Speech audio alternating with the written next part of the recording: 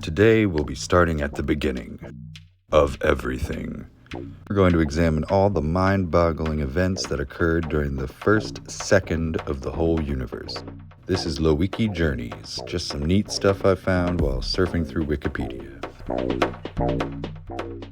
Now, before the Big Bang, you've got a gravitational singularity. Basically, the math creates a circumstance where physics sort of breaks. It would be really hard to prove what, if anything, existed before the Big Bang, especially if there's no trace or proof remaining in the current observable universe we inhabit. But we can go back to a tenth of a millionth of a millionth of a millionth of a millionth of a millionth of a millionth of a millionth of a second, or a decimal point followed by 43 zeros and then a 1. These few slivers of time are known as the Planck epoch. We can confidently say that after this moment, the four main forces of the universe, gravity, electromagnetism, the strong nuclear force, and the weak nuclear force, were a unified force, according to the grand unification theory anyway. During the next epoch, the grand unification epoch, gravity separates from the other three forces. While it was still connected though, it is estimated the whole universe was hot.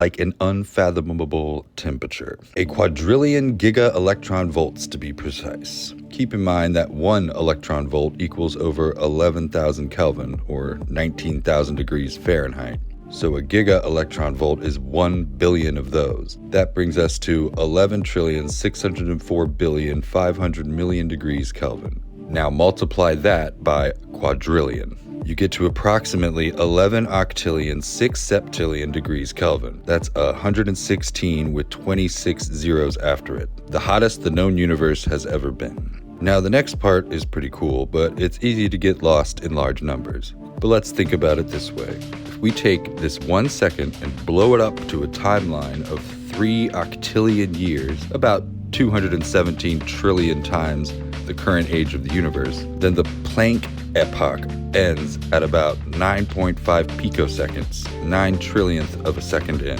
Then, about a day later, 26 hours, the grand unification epoch has ended. The strong nuclear force has separated, and by 11 days in, inflation has occurred.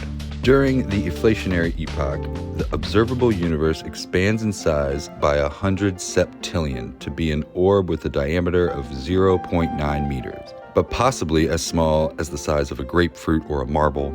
Either way, pretty small on a cosmic scale. This means it was very, very small before inflation. If a grapefruit were to get that much bigger, it would be 1.3 billion light years across, roughly 1/35th of the observable universe today. Bigger than the Virgo supercluster and at least 13,000 times larger than the Milky Way galaxy. Back to our timeline. We'd have to wait roughly 300 years before the next epoch, the electroweak epoch, which would last a little less than 3 billion years, ending when the electromagnetic force separated from the weak nuclear force. The next epoch, the quark epoch, would start next, 3 trillion years after the Planck epoch ended. The universe was hot goo at this point, or quark-gluon plasma. Still too hot to make protons and neutrons and other hadrons, though. This epoch ends right before the end of our timeline, after 3 quintillion years has passed. Now our pretend second is over. When our universe was 1 second old, it had already been through a lot of transformation. Around this point, neutrinos could move freely throughout the universe, and they still exist today.